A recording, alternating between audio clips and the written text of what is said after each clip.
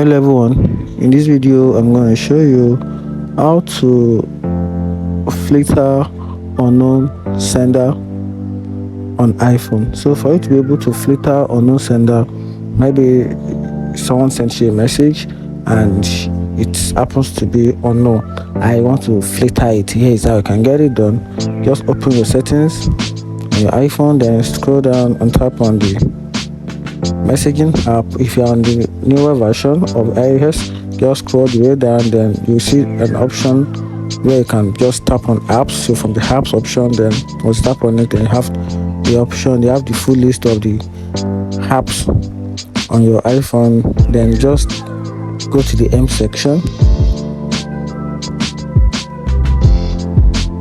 then you tap on messages, then you scroll down a little,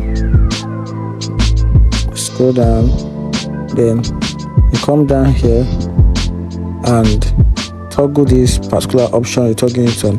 So when this particular option is on, it means you turn on sort messages from people who are not in your contacts into a special list. So once this particular option is on and unknown sender sends you a message, this message is definitely is going to automatically go to a special list where you can easily have access to message that will be sent to you by unknown sender.